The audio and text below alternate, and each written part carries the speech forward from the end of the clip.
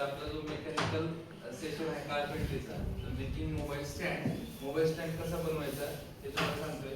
की अशा प्रकारचे आपल्याला रेडीमेड मिळाले नसतील तर आपले प्लायवूड घ्यायचे, असे दोन तुकडे घ्यायचे, अशा पद्धतीने दोन तुकडे घ्यायचे. दोन तुकडे घेऊन त्याला शेप्स द्यायचे. आपल्याला शेप्स देताना त्याचा जो गॅप आहे मोबाईल स्टँड करताना, तो गॅप कसा करायचा मी तुम्हाला सांगतो. पहिल्यांदा 18x10चा एक फर्स्ट ब्लॉक घ्यायचा, हा मोठा कितीचा आहे, हा 18x10चा आहे. त्याच्यानंतर हा कितीचा आहे, 12x10चा सेकंड ब्लॉक घ्यायचा आहे. आता त्याची प्रोसिजर सांगतो तुम्हाला काय करायचं.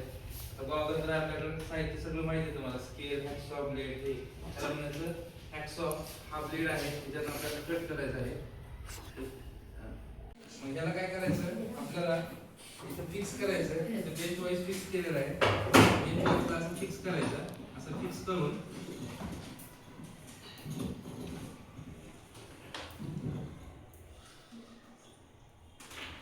फिक्स करून आहे का नाही,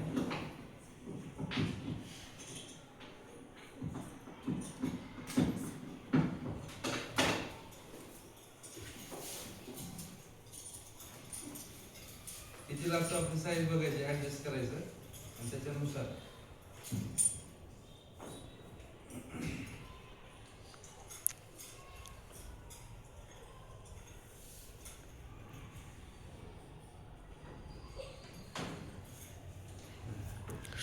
काय करायचं, फिक्स करायचं.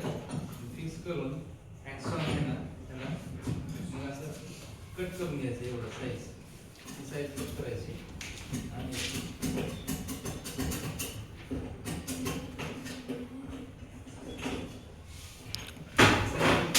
सेम त्या दुसऱ्या ब्लॉकला पण ती साईज कट करायची.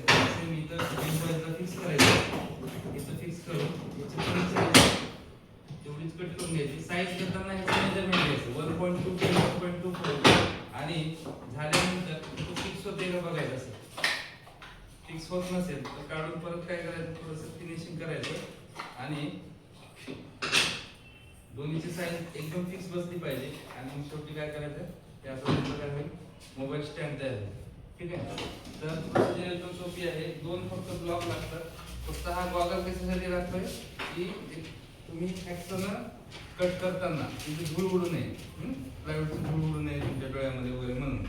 आणि हे कशाला लागते, ते तुम्हाला ताण पडू नये किंवा हाताला काही लागू नये. हे करताना तुम्हाला जरा घट्ट पकडता येईल ना व्यवस्थित, हाताला त्रास होऊ नये म्हणून. हे झाल्यानंतर मग शेवटी आपलं काही शाळेचं नाव किंवा काही टाकू शकतो आपण. समजलं का?